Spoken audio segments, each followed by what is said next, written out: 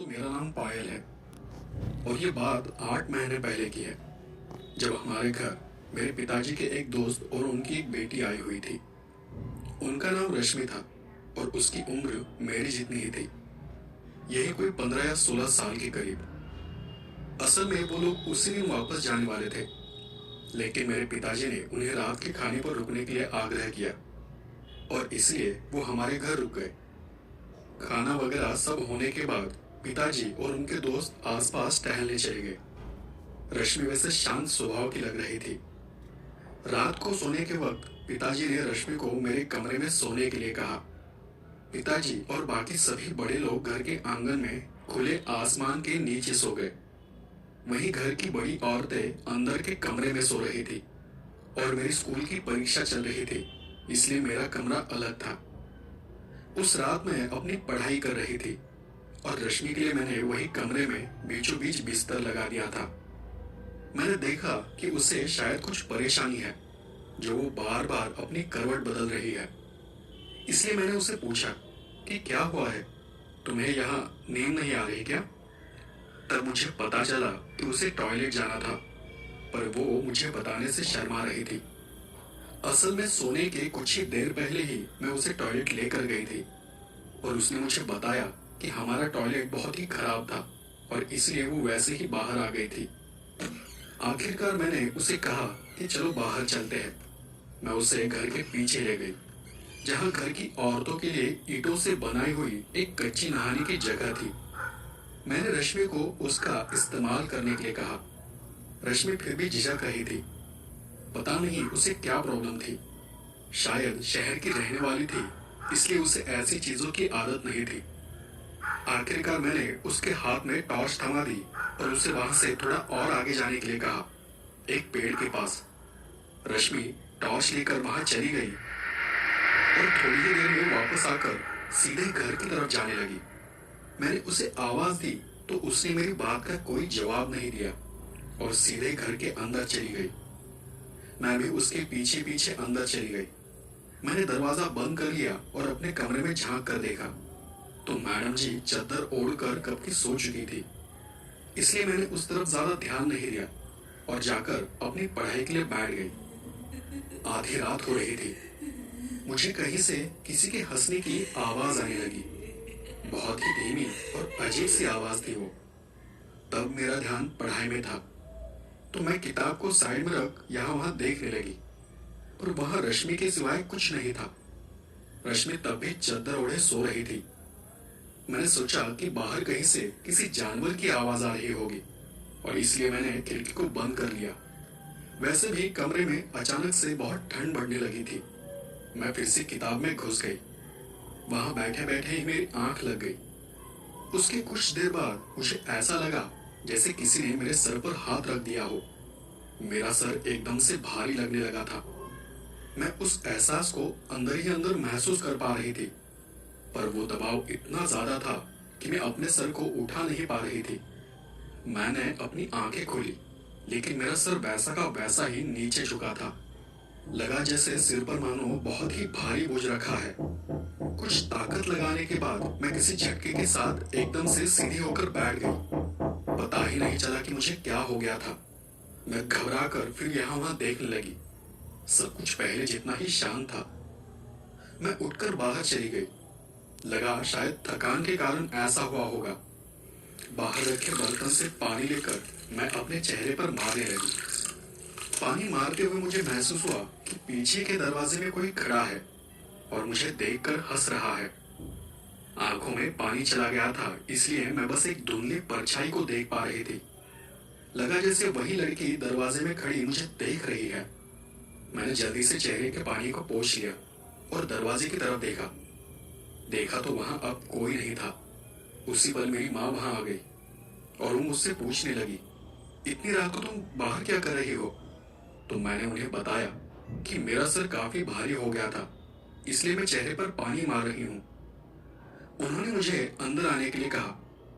मैं जब वापस घर के अंदर गई तब मैंने कमरे में जाते वक्त माँ से पूछा, माँ क्या इससे पहले भी तुम यहाँ खड़ी थी और मुझे देखकर हंस रही थी? माँ ने थोड़ा आश्चर्य से कहा, नहीं तो। मैं तो तुम्हारे हंसने की आवाज सुनकर यहाँ आई हूँ। मुझे लगा कि तुम दोनों इतनी रात को सोने के बजाय हंस रही हो, इसलिए मैं देखने चली आई थी। मैंने अपने कमरे में झांक कर देखा तो रश्मि अब भी उसी तरह चद्दर लपेटे लेटी हुई थी। मैं जाकर अपनी कुर्सी पर बैठ गई। घड़ी में 12 बजकर 20 मिनट हो रहे थे। मैं सोचने लगी कि शायद मैं बहुत थक गई हूँ और अब मुझे सोना चाहिए। कल सुबह उठकर मैं बाकी की पढ़ाई कर लूंगी। उसी वक्त मुझे लगा जैसे किसी ने मेरी कुर्सी को पीछे खींच लिया हो। मैं झट से अपनी जगह से उठकर खड़ी हो गई। देखा तो रश्मि का एक हाथ चद्दर के बाहर था। मुझे शक हुआ कि यहाँ कुछ तो गड़बड़ है। उस पल मुझे थोड़ा डर महसूस होने लगा था। मेरी माँ और चाची सब बाहर के कमरे में सो रहे थे। सोचा कि मैं भी माँ के पास जाकर सो जाऊं। पर जब मैं दरवाजे के पास गई तो देखा कि वो सब गहरी नींद में सो रहे थे। आखिरकार मैंने अपने कमरे का दरवाजा खुला ही छोड़ दिया और वही एक कोने में अपना बिस्तर लगा दिया। फिर मैं अपने कमरे की लाइट बंद करके सो गई। कुछ थोड़ा बहुत वक्त बीत गया। इस बार मुझे अपने गले पर एक दबाव सा महसूस होने लगा। पता नहीं था कि मैं सपना देख रही थी या वो सच में मेरे साथ हो रहा था। लेकिन डर के मारे मैंने अपनी आंखें खोली और जैसे ही मैंने अपनी आंखें खोली मेरे शरीर में एक सनसनाहट सी दौड़ गई। मैं झटके से उठकर बैठ गई। मेरे बगल में रश्मि लेटी हुई थी और लेटे लेटे मुझे घूर रही थी। मैंने घबराकर उसे पूछा, तुम यहाँ क्या कर रही हो?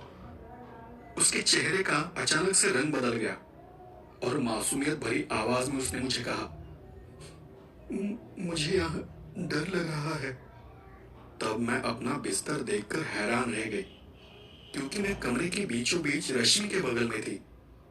मतलब वो नहीं, बल्कि मैं उसकी बगल में सो रही थी।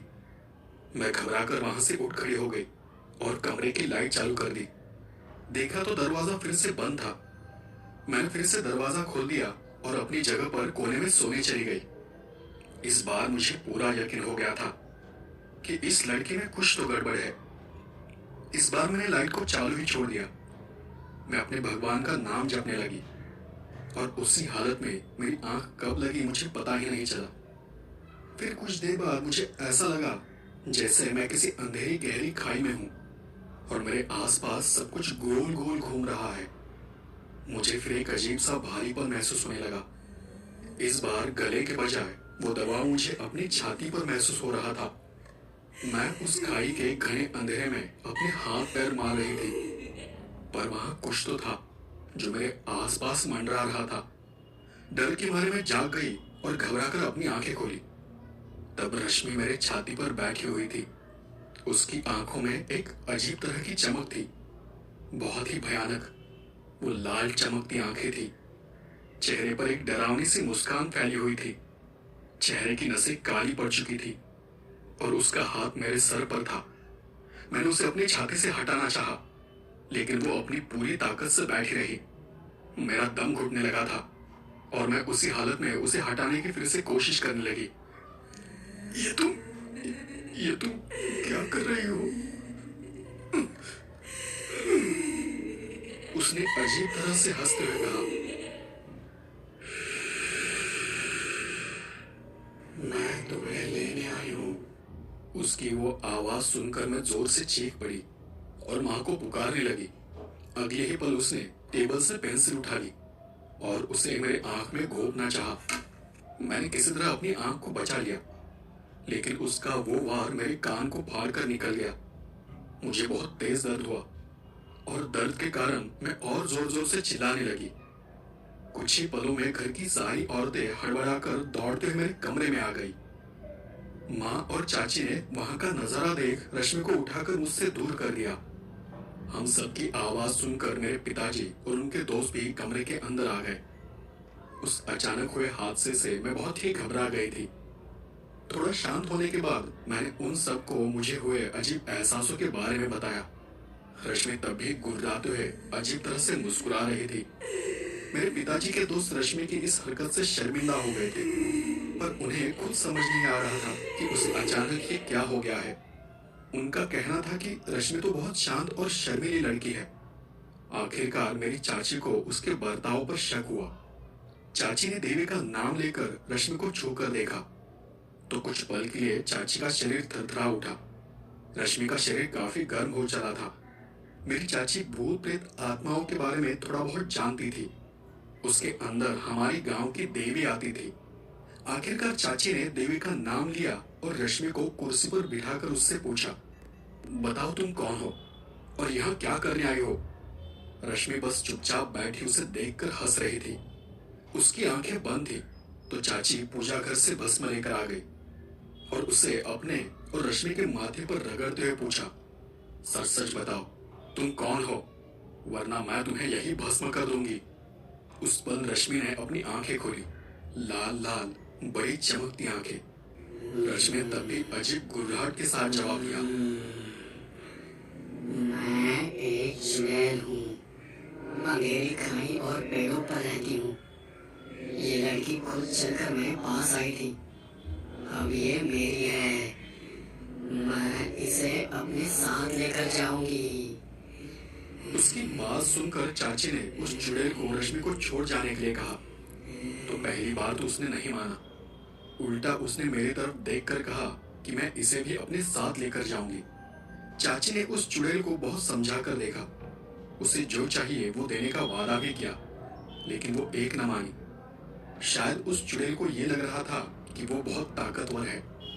आखिरकार चाची ने अपना असली रूप दिखाया। चाची ने अपनी कुलदेवी का आवाहन किया और देवी को अपने अंदर बुला लिया।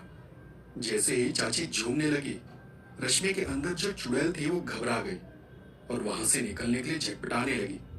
चाची ने रश्मि के सर पर हाथ रखा और वो अचानक से बेहोश हो गई। सब कुछ शांत होने के बाद मेरे घर वालों ने मुझे पूछा कि उसके साथ हुआ क्या था। मैंने उन्हें कहा कि रश्मि को टॉयलेट जाना था, इसलिए मैं आधी रात को उसे बाहर लेकर चली गई थी, पर वहां पर क्या हुआ मुझे कुछ भी पता नहीं। आखिरकार कुछ घंटों बाद रश्मि को होश आ गया। तब उसकी हालत पहले से ज्यादा अच्छी थी, लेकिन उसे कुछ भी याद नहीं था कि उसके साथ क्या हुआ था। उसे बस इतना याद था कि जब वो टॉयलेट के लिए पेड़ के पास गई थी, तब उसे पेड़ के ऊपर दो लाल चमकती हुई आंखें दिखाई दी थी। उसे लगा कि वो कोई जानवर है, लेकिन तभी वो परछाई बहुत बड़ी होने लगी। वो वहां से भाग पाती तब तक वो परछाई उस पर झपट पड़ी और उसके बाद क्या हुआ उसे कुछ भी याद नहीं। मेरे कान पर एक छोटा सा जख्म हुआ था। उस घटना की अगली सुबह रश्मि के पिताजी उसे लेकर चले गए।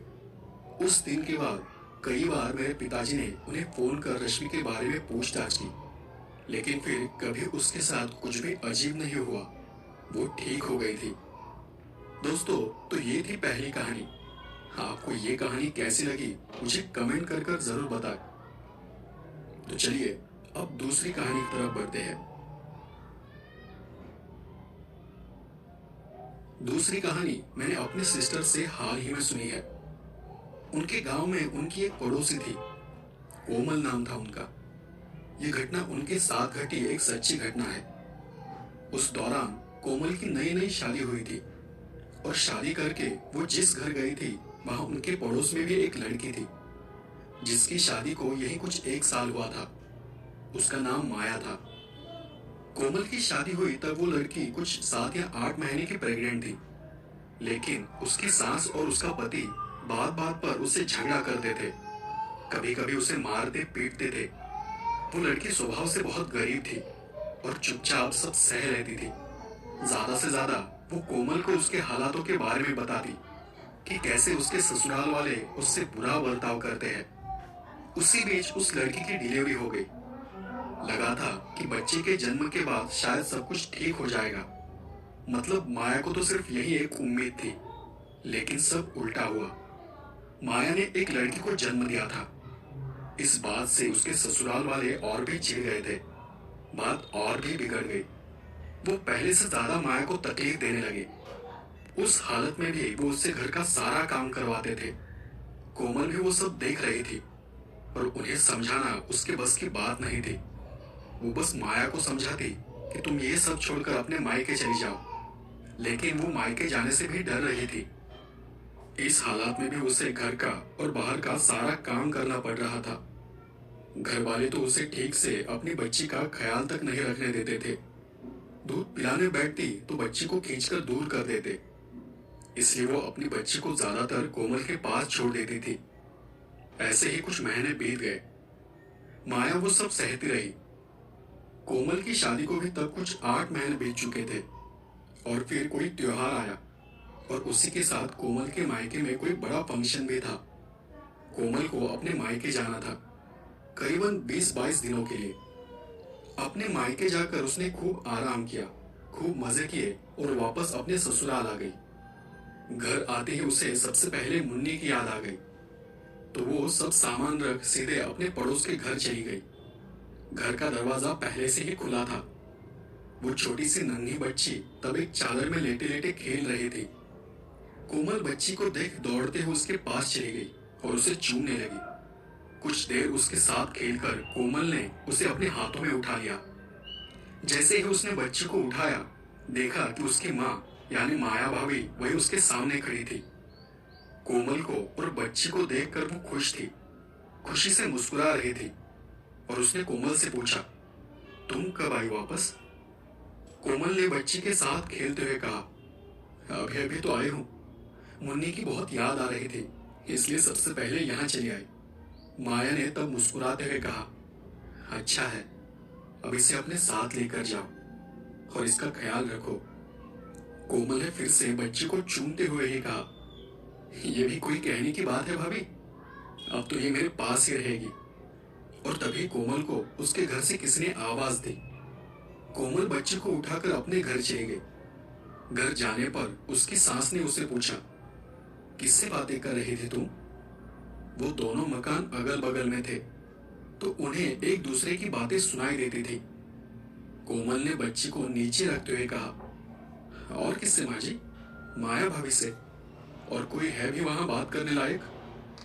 उसकी ये बात सुनकर उसकी सासू माँ के चेहरे का रंग उड़ गया।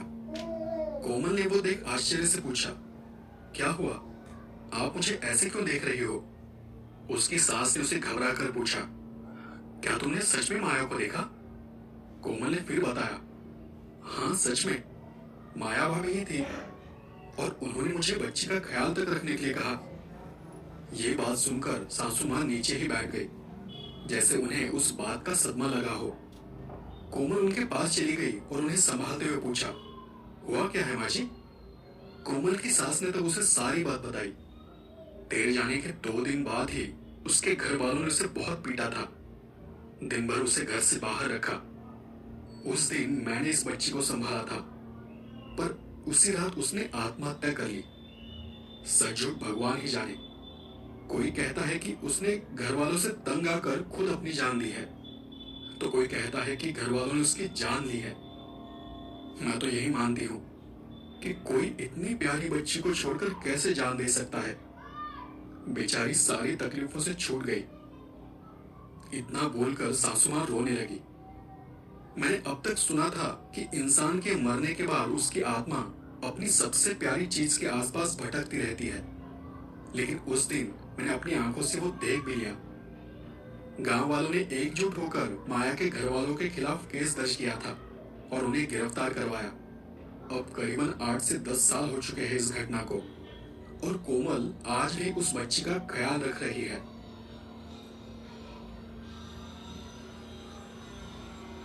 दोस्तों, ये तीसरी कहानी हमें हमारे ही एक दोस्त ने भेजी है। ये उनके किसी दोस्त के साथ घटी एक बहुत ही भयानक घटना है। उन्होंने अपना और अपने दोस्त का नाम बताने से मना किया है, इसलिए हम कोई काल्पनिक नाम लेकर कहानी को आगे बढ़ाएंगे। तो अब कहानी कुछ ऐसी है। मेरा नाम रोहित है। काफी सालों पहले मैं चोरी किया करता था। माँ बाप बचपन में ही गुजर गए थे। छोटा था तब छोटी मोटी चोरियां कर लेता था। खाने के लिए लोगों से गाली खाता था, मार भी खा लेता था। लोगों ने मुझे बहुत समझाया, पर मैं नहीं समझा और फिर मुझे चोरी की आदत पड़ गई। फिर जैसे बड़ा हो गया, भूख भी बढ़ गई, थोड़ी बड़ी चोरियां करने लगा। कुछ भी पढ़ा लिखा नहीं था, तो पैसे के सिवा मुझे कुछ समझ नहीं आता था। उस वक्त मैं ज्यादातर शहरों में ही चोरी किया करता था, लेकिन एक बार मैं किसी गांव गया था और आदतन में एक रात वहां के गांव में घूम रहा था। वो बहुत ही एक सुनसान और शांत जगह थी। कौन सी जगह थी पता नहीं, कि तभी एक मोड़ पर मुझे एक बूढ़ी औरत चलती हुई दिखाई दी। चोरी करने की आदत पड़ चुकी थी, इसलिए कभी अंधेरे से डर नहीं लगता था।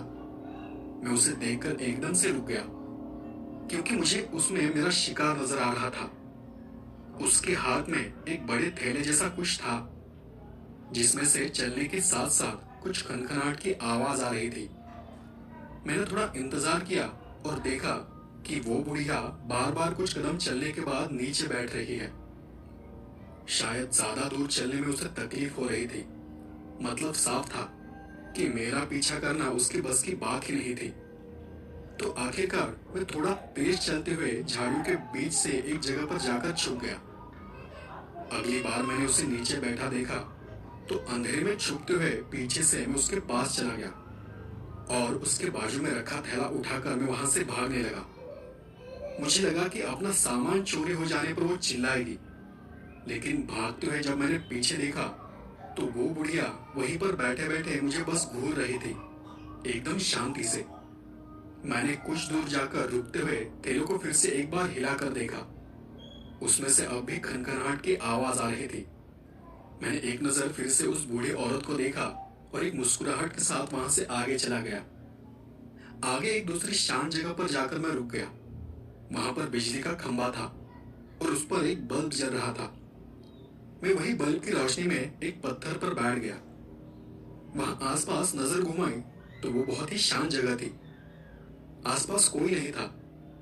मैंने धीरे से उस थैले को उठा लिया और उसकी चैन खोलकर मैंने उसके अंदर देखा।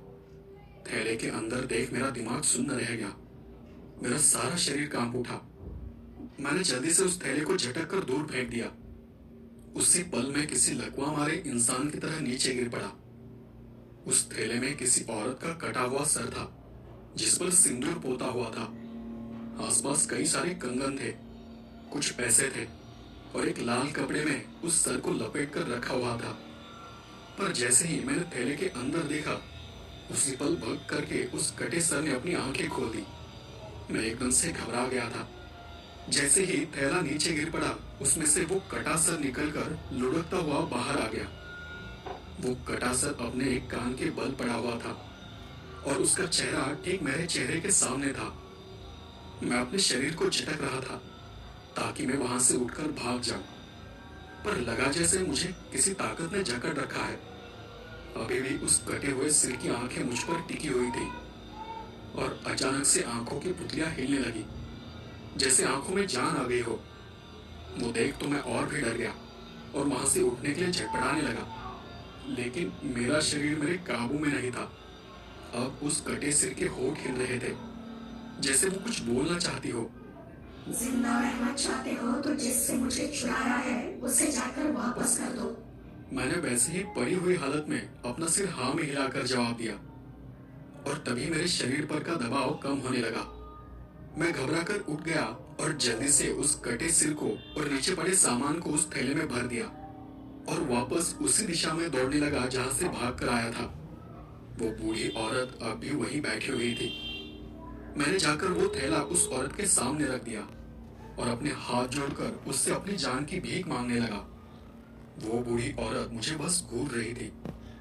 उसने सिर्फ अपना सिर हिलाकर मुझे वहां से जाने का इशारा किया। मैं दुगनी रफ्तार से वहां से भाग खड़ा हुआ। मैंने एक बार भी पीछे मुड़कर नहीं देखा, बस दौड़ता रहा। दोस्तों, उस दिन के बाद मैंने फिर कभी चोरी नहीं की। चोरी करने की कभी मेरी हिम्मत ही नहीं हुई। तो दोस्तों,